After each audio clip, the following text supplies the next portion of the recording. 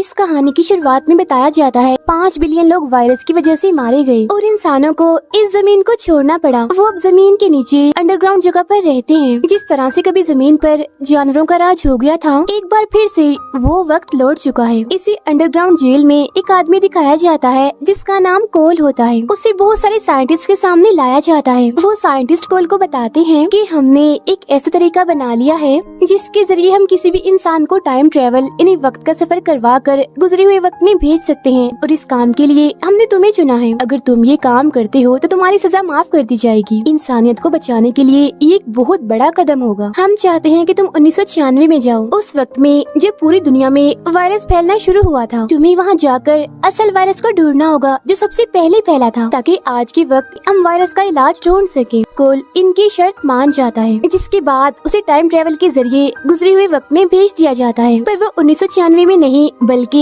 1990 में पहुंच जाता है, जहां पर पुलिस से लड़ने की वजह से उसे गिरफ्तार किया गया होता है। यहाँ एक डॉक्टर जिसका नाम कैथरीन होता है वो उसे मिलने आती है। कोल की हरकतों और उसकी अजीब बातों की वजह से उसे पागल समझा जाता है, जिस वजह से उसे कुछ डॉक्टर्स के सामने बुलाया जाता है जिनमें कैथरीन भी होती है। यहाँ पर कोल इन सबको बताता है कि सन 1996 में एक वायरस फैला है जिसकी वजह से सन 1997 तक 500 करोड़ लोग मारे जा चुके हैं और सिर्फ 1% लोग ही बचे हैं जो उस वक्त में हैं जहाँ से मैं आया हूँ। यानी 2035 से सभी लोग जमीन के नीचे अंडरग्राउंड रहते हैं। कोल की इन बातों पर किसी को भी यकीन नहीं होता। उससे पूछा जाता है कि क्या तुम दुनिया को बचाने आए हो? वो कहता है कि नहीं, दुनिया तो पहले ही खत्म हो चुकी है। मैं तो बस उस वायरस के बारे में जानने आया हूँ जिसकी वजह से इतनी बड़ी तादाद में लोग मारे गए, ताकि हम अपने वक्त में वायरस का इलाज बना लें और एक बार फिर अंडरग्राउंड जगह से निकल कर खुली हवा में जी सके, सुकून का सांस ले सके। इसके बाद कोल कहता है कि मैं अपनी साइंटिस्ट की टीम को कॉल करना चाहता हूँ, क्योंकि उनके पास एक ऐसी मशीन है जिसके जरिए मैं एक नंबर डायल करके उन तक अपना मैसेज भेज सकता हूँ। तब इसके लिए कोल को इजाजत दे दी जाती है, लेकिन जब वो कॉल करता है तो कॉल एक औरत उठाती है। दरअसल उस मशीन को साइंटिस्ट ने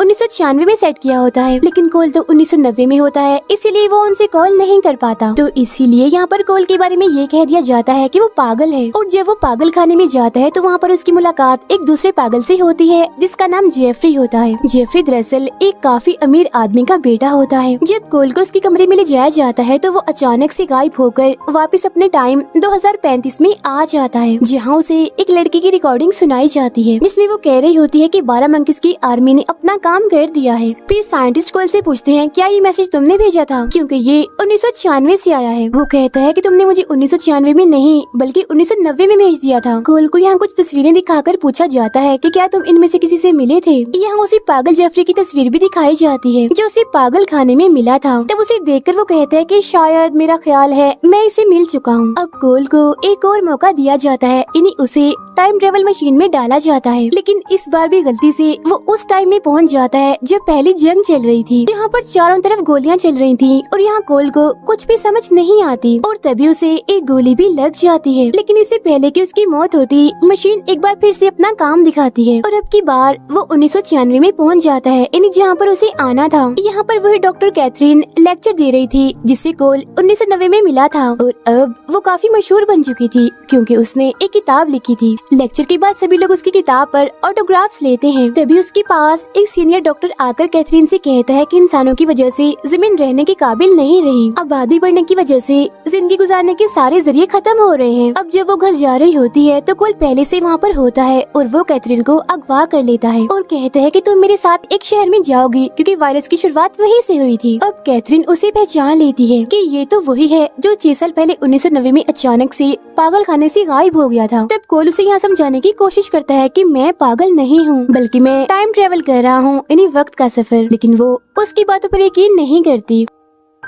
अब ये दोनों नॉर्थ के शहर में पहुंच जाते हैं जहाँ कोल देखता है कि दीवारों पर 12 मंकीज की आर्मी के पोस्टर्स और निशान हैं। तब वो समझ जाता है कि 12 मंकीज की टीम एक्टिव हो गई है, मतलब अपना काम करने वाली है, यानी आज से ठीक 1 महीने बाद दुनिया में वायरस फैलना शुरू हो जाएगा। एक दुकान के बाहर कोल को एक जानवर का चेहरा दिखता है जो कि 12 मंकीज टीम की निशानी होती है। तब वो फौरन उस दुकान के अंदर जाता है जहाँ 3 लोग होते हैं। कोल उनसे कहता है मैं जानता हूँ तुम 12 मंकीज टीम के लोग हो और जल्दी करो अपने लीडर का नाम बताओ। जहाँ पहले तो वो बताने के लिए मना कर देते हैं, लेकिन जब कोल लड़की पर गन तानता है तो वो बता ही देते हैं कि हमारे लीडर का नाम जेफरी है और जेफरी अब काफी मशहूर है क्योंकि उसके डैड वायरस के माहिर है, यानी वो वायरस पर काम करते हैं और जेफरी अपने फादर के खिलाफ है, वो उनकी मुखालफत करता है और अब यहाँ से कोल जेफरी के घर के लिए निकल पड़ता है। अब जो गोली जंग के वक्त कोल की टांग पर लगी थी वो गोली अभी भी उसकी टांग में होती है। कैथरीन कहती है मैं एक डॉक्टर हूँ, मैं तुम्हारी जख्मी टांग का इलाज करना चाहती हूँ। फिर वो उसकी टांग की गोली निकाल देती है और पट्टी कर देती है और अब वो जेफरी से मिलने उसके घर पहुँचता है, जहाँ बताते हैं कि तुमसे मिलने तुम्हारा कोई पुराना साथी आया है और जब वो कोल को देखता है तो उसे पहचानने से इनकार कर देता है। कोल उसे बताता है कि मैं यहाँ 12 मंकीज के लिए आया हूँ। ये सुनकर वो उसे ऊपर अपने कमरे में ले जाता है, जहाँ पर कोल जेफरी से कहता है कि जो तुम करने वाले हो मुझे उसे कोई लेना देना नहीं है, मुझे बस वायरस के बारे में जानना है। जेफरी कहता है मैं किसी भी वायरस के बारे में नहीं जानता, बल्कि वो तो तुम हो जो वायरस को फैलाना चाहते हो, क्योंकि तुमने मुझसे 1990 में कहा था कि अगर कोई वायरस फैला दिया जाए और दुनिया खत्म हो जाए तो कैसा लगेगा। अब कोल को उस पर गुस्सा आ जाता है और वो उसे कहता है कि बकवास बंद करो। वो उस पर हमला कर देता है, लेकिन तभी यहाँ पर जेफरी के साथी आ जाते हैं तो कोल को यहाँ से भागना पड़ता है। जेफरी के लोग उस पर हमला भी करते हैं, उसे रोकते भी हैं, लेकिन वो जैसे तैसे वहाँ से बाहर आ ही जाता है। वो अपनी गाड़ी की डिग्गी खोलता है जहाँ उसने कैथरीन को बंद करके रखा हुआ था। वो कोल को टांग मारकर उस पर हमला कर देती है और कहती है इडियट स्टूपिड, हाँ बोलो तुम्हारी हिम्मत कैसे हुई मुझे डिग्गी में बंद करने की। लेकिन जब वो कोल को जख्मी देखती है तो पूछती है क्या तुमने किसी को मारा, किसी से लड़ाई की। तो वो कहता है बहुत जल्द पूरी दुनिया खत्म होने वाली है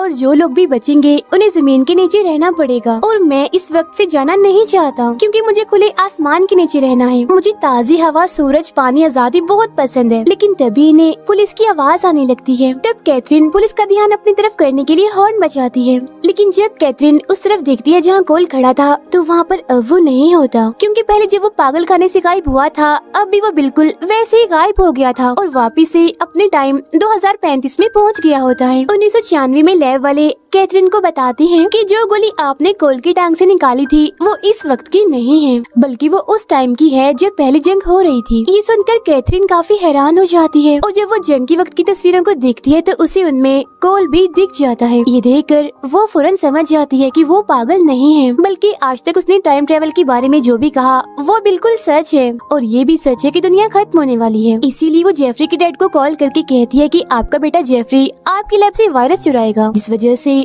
पूरी दुनिया खत्म हो जाएगी। दरअसल कैथरीन और कोल को पूरा यकीन होता है कि 12 मंकीज का लीडर जेफरी पूरी दुनिया में वायरस फैला देगा। यहाँ उसके फादर कहते हैं कि जिस लैब में वायरस है मेरा बेटा वहाँ तक कभी भी नहीं पहुँच पाएगा। अब कोल जो 2035 में होता है उसे एक बार फिर से 1996 में भेज दिया जाता है वायरस का पता लगवाने के लिए। आकर कोल कैथरीन से मिलता है और कहता है कि मैं खुद को पुलिस के हवाले करना चाहता हूँ और वो ही बात इसलिए कर रहा था क्योंकि बार बार टाइम ट्रेवल करने की वजह से उसके दिमाग पर इसका काफी गहरा असर पड़ रहा था। तब कैथरीन उसे समझाती है कि मैं जानती हूँ तुम पागल नहीं हो, तुम जो कह रही थी सब सच था। वो उसे अपने साथ ले जाती है और उस नंबर के बारे में पूछती है जिसके जरिए वो 2035 में साइंटिस्ट से बात कर सकता है। कोल उसे कहता है मैं वापस जाना नहीं चाहता, मुझे जमीन के नीचे नहीं रहना, मैं खुली हवा में आसमान के नीचे हसीन जिंदगी गुजारना चाहता हूँ। और बहुत जल्द उसे वो नंबर याद आ ही जाता है जिसके जरिए उसने पहले भी 1990 में अपने साइंटिस्ट से बात करने की कोशिश की थी। वो उस नंबर को कैथरीन को बताता है जो उसे कहती है कि मैं जा रही हूँ और साइंटिस्ट से बात करके फौरन वापस आती हूँ। थोड़ी देर बाद वो वापस आ भी जाती है, काफी खुश थी वो।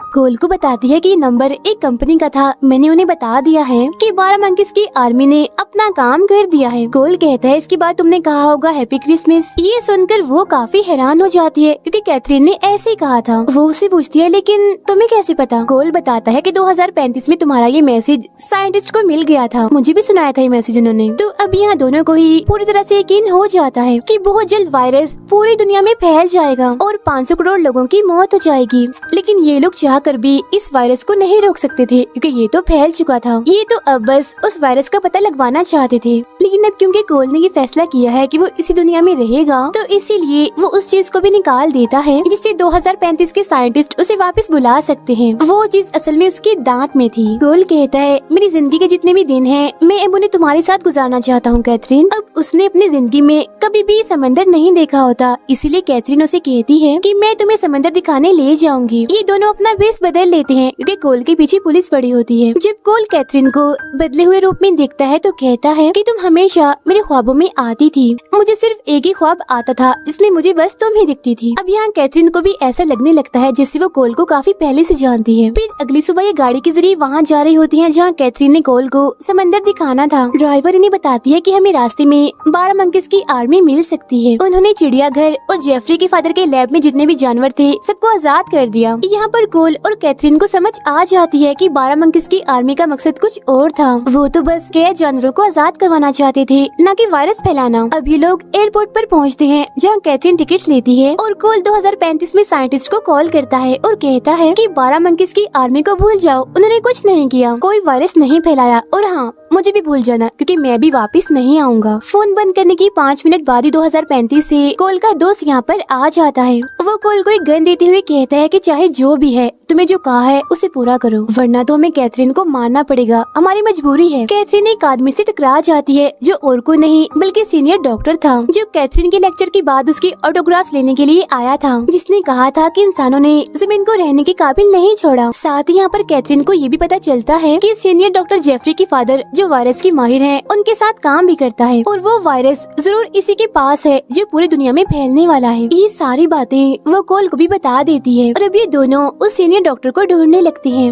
वो उस डॉक्टर को यहाँ देख लेती है, लेकिन डॉक्टर काफी आगे जा चुका था और सिक्योरिटी की वजह से कोल और कैथरीन को आगे जाने नहीं दिया जाता। हालांकि वो चिल्ला चिल्ला कर कहती है कि रोको उसे, खतरनाक वायरस है उसके पास, लेकिन कोई भी उसकी बात नहीं सुनता। अब कोल के पास जो गन होती है वो उसे लेकर उस डॉक्टर के पीछे भागता है, लेकिन तब तक यहाँ पुलिस पहुँच जाती है जो पहले से ही कोल को ढूंढ रही थी और वो उसे गोली मार देते हैं। कैथरीन भागकर उसके पास जाती है जहाँ कोल अपनी जिंदगी की आखिरी सांसें लेता है। ये वो वक्त था जो कोल ने अपने ख्वाबों में काफी बार देखा था। कैथरीन यहाँ समझ जाती है कि कोल 1996 में यही आस पास में ही कहीं पर है। यहाँ पर एक छोटा सा बच्चा दूर खड़ा होकर सब कुछ देख रहा था। ये बच्चा कोई और नहीं बल्कि कोल का बचपन का रूप होता है। मतलब इस टाइम में 2 कोल होते हैं, एक तो 1996 का जब कोल बच्चा था और दूसरा 2035 का जो टाइम ट्रेवल करके यहाँ पहुँचा है। कैथरीन यहाँ उसके बचपन के रूप को पहचान लेती है। जहाज में हम उसे सीनियर डॉक्टर को देखते हैं जो एक हफ्ते में दुनिया के अलग अलग मुल्कों में जाने वाला है वायरस फैलाने के लिए,